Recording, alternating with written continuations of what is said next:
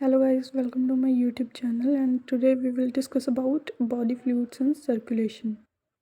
तो गाइस आज हम पूरा चैप्टर नहीं पढ़ेंगे बल्कि वो चीज़ें पढ़ेंगे जो नीट में पूछी जाती हैं और जिसमें हमें कन्फ्यूज़न होता है। हाँ जी, तो सबसे पहले हम पढ़ेंगे प्लाज्मा के बारे में। जैसा कि हमें पता है कि ब्लड का 55% पार्ट जो होता है वो प्लाज्मा होता है और रेस्ट ऑफ द 45% जो होते हैं वो फॉर्म्ड एलिमेंट्स होते हैं।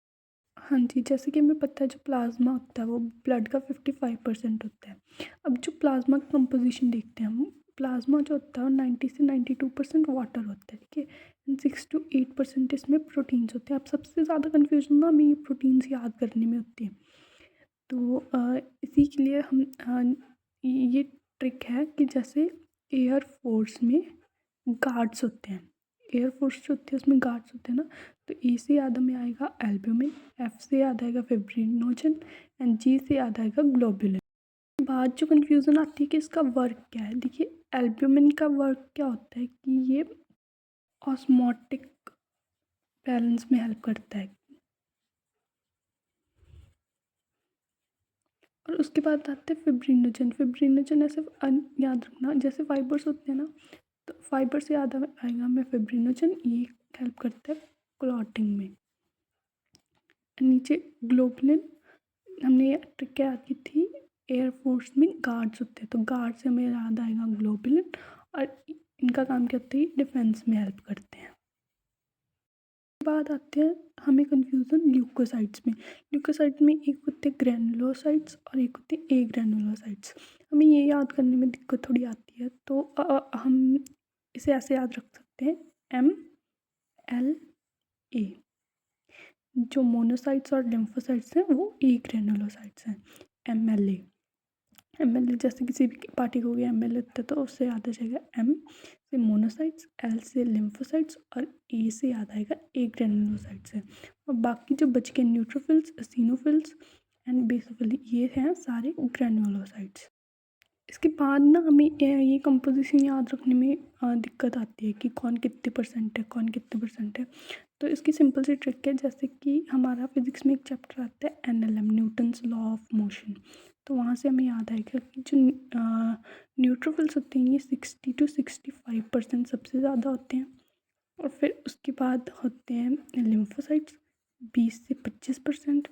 और फिर आते हैं हमारे मोनोसाइट 6 to 8%।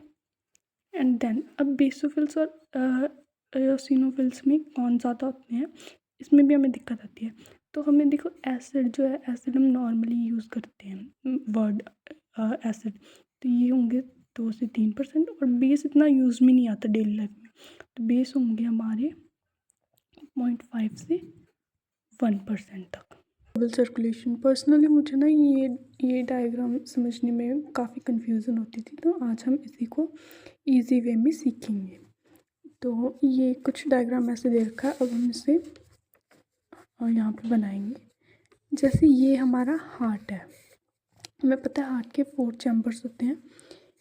ये हो गया हमारा लेफ़्ट एट्रियम और ये लेफ़्ट वेंट्रिकल, ये हो गया राइट एट्रियम और राइट वेंट्रिकल।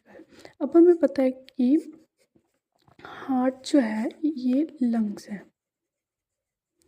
लंग्स से जो ऑक्सीजनेटेड ब्लड होता है वो हार्ट के लेफ़्ट एट्रियम में आता है, उसके बाद लेफ़्ट वेंट्रिकल से बाहर निकल के यहाँ पे बॉडी पार्ट्स के पास जाता है। अब बॉडी पार्ट्स से जो डीऑक्सीजनेटेड ब्लड है वो जाता है हमारे राइट एट्रियम के पास, और राइट एट्रियम से होकर फिर राइट वेंट्रिकल में जाकर, और ये फिर डीऑक्सीजनेटेड ब्लड चला जाता है हमारे लंग्स के पास, जहाँ पे जाके ये ऑक्सीजनेट होता है और फिर उसके बाद ये साइकिल दोबारा चलती है।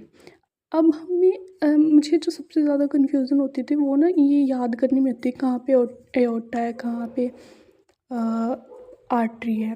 तो इसकी सिंपल ट्रिक तो नहीं बट कॉन्सेप्ट ये है कि जो हार्ट से बाहर जा रही है, जैसे ये बाहर जा रही है हमारी, तो जो हार्ट से अवे जाती है वो होती है आर्टरी। आर्टरी से हमें पता होता है कि आर्टरी अवे फ्रॉम हार्ट। तो ये हो गई हमारी एओर्टा, ये भी तो अवे जा रही है ना, तो ये भी है आर्टरी। पर ये पल्मोनरी आर्टरी है। पल्मोनरी आर्टरी मतलब ये, क्योंकि ये डीऑक्सीजनेटेड ब्लड लेके जा रही है इसलिए ये पल्मोनरी आर्टरी है।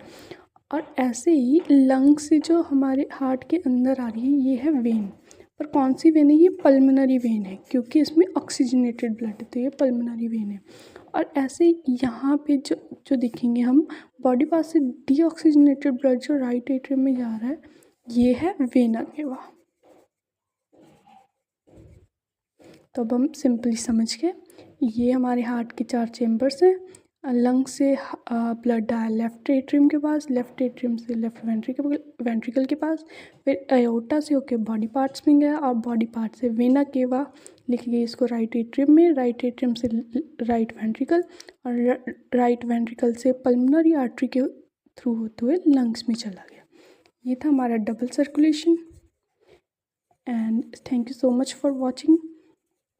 अगर आपको, हाँ जी, लास्ट में ना हमें थोड़ी हार्ट के डिसऑर्डर्स याद करने में थोड़ी सी कन्फ्यूज़न होती है। तो सबसे पहले हार्ट फेलियर। हार्ट फेलियर में क्या होता है, जैसे हार्ट का मेन काम क्या है? पंप करना। जब वो पंप नहीं कर पाएगा, मतलब जितना इफ़ेक्टिवली उसे पंप करना चाहिए, बॉडी को जितना चाहिए उतना पंप नहीं कर पाएगा तो वो फेल हो जाएगा अपने काम में। तो इसलिए हार्ट फेलियर आएगा, नॉट पंपिंग ब्लड इफेक्टिवली। फिर उसके बाद एक आता है कार्डिक अरेस्ट। कार्डिक अरेस्ट को हम ये कैसे याद रखेंगे? जैसे कोई बंदा, किसी बंदे को अरेस्ट करते हैं तो हार्ट जो है अपना बीट करने बंद कर देगा, वो काम ही नहीं कर पाएगा अरेस्ट करेंगे तो। एंड लास्ट में आता है हार्ट अटैक। अब जैसे हार्ट पे किसी ने अटैक कर दिया तो सडनली जो उसकी मसल्स होंगी वो डैमेज हो जाएंगी, क्योंकि उसे सफिशेंट ब्लड सप्लाई नहीं मिल पाएगी। Thank you so much for watching.